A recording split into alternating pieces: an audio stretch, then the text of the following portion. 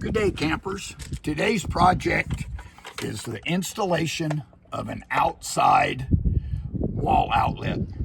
This is the first video in my series about converting a RV to a permanent site. I'm going to need this outlet for my residential water softener. So what I'm going to do is tap into an outlet that's inside the RV. Mount this box here with my outside outlet.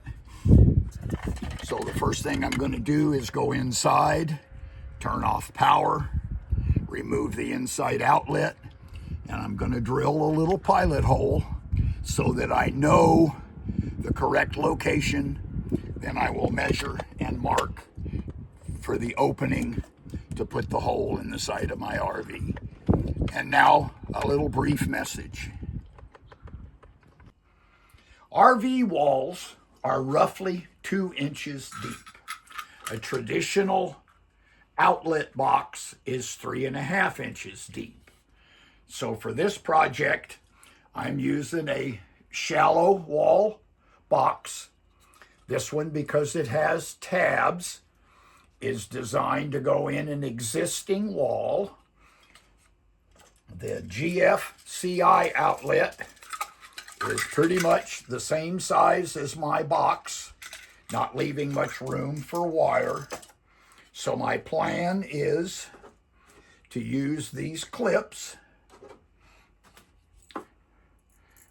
which basically add a thread to an existing hole. Once they're done, they're like this.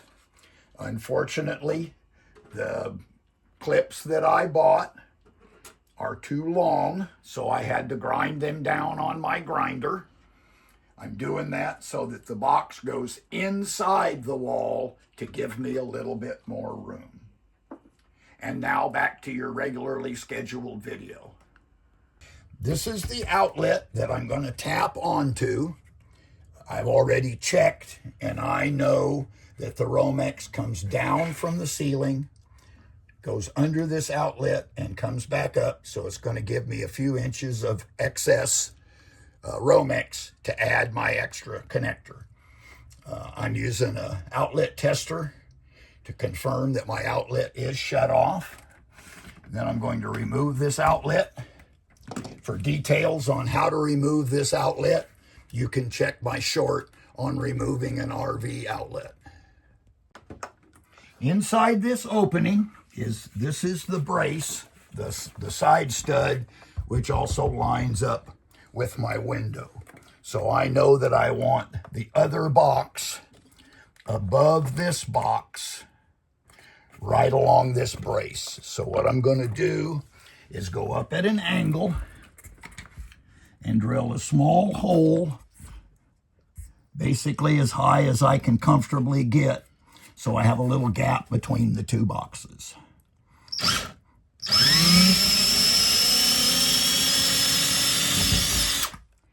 Okay. So my pilot hole is right here, so I know that this is where the brace, the wall stud is. I'm using a level to make sure my box is straight. I've compared that to my window so that they're both the same level. I will mark the outline of the box and then cut it.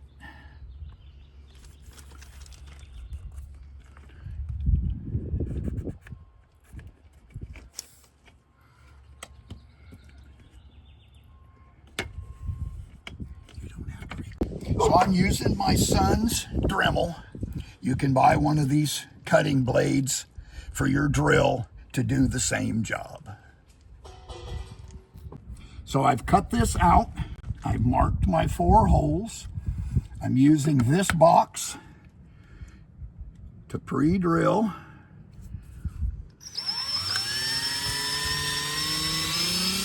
And I'm being very careful because there's Romex inside this wall.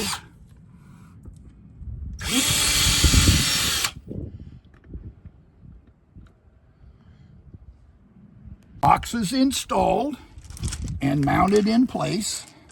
Turns out this circuit has an in and an out. So the next thing I need to do is actually wire in the outlet.